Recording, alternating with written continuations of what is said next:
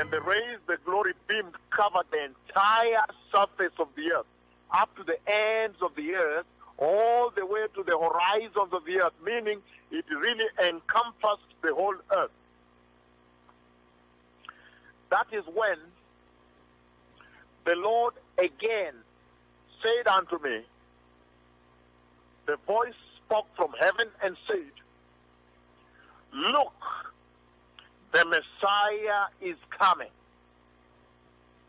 And I remember so well that when I looked towards the left side of the sky,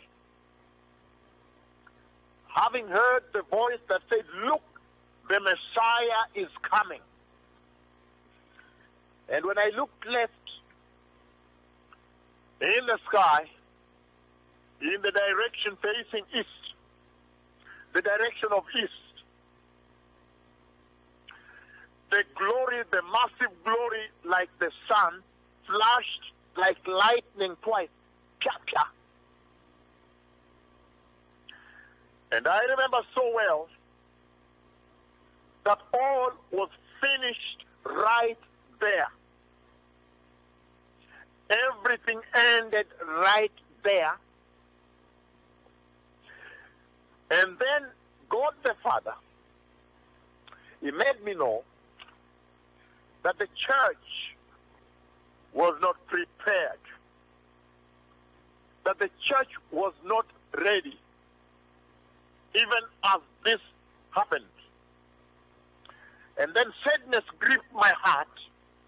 The melancholy of the sadness that gripped the Lord's heart, He passed it on to me. And it was too much for me to bear.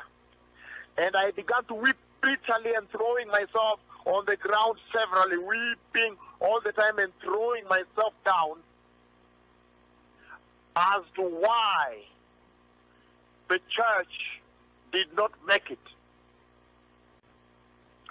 That is the point at which the voice spoke from heaven saying, look, the Messiah is coming.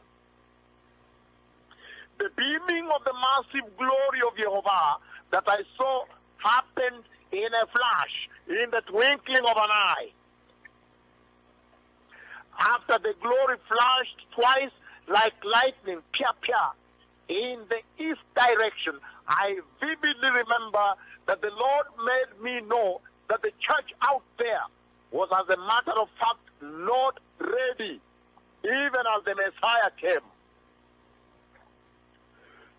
In that tremendous vision of Jehovah, the Lord indeed shook me when He lamented that the church, which was not prepared, had actually just missed the rapture. That is when the Lord made me know how sad He felt in His heart that the church was not ready in the advent of the Messiah. The Lord Jehovah at that time transferred His sadness into my heart, and I felt the melancholy of His heart to the extent that I could bear no more. In that vision of Jehovah, the Lord made me know right away that the reason the church was not ready is because she had not yet devoted herself to the holiness of the Lord, and neither had she embraced His unfailing righteousness. What clearly emerged out of this vision is the fact that I have heard the voice of the archangel himself audibly announce the coming of the Messiah. However, we should never lose sight of the fact that the Lord is saying that there will soon be a tremendous event that will constitute the greatest sign and wonder ever witnessed ever since the earth was created. This event will happen soon in the skies above the earth and will stun the entire earth in a manner never seen before. The rocks, the trees, the mountains, the rivers, the oceans, and the lakes therein.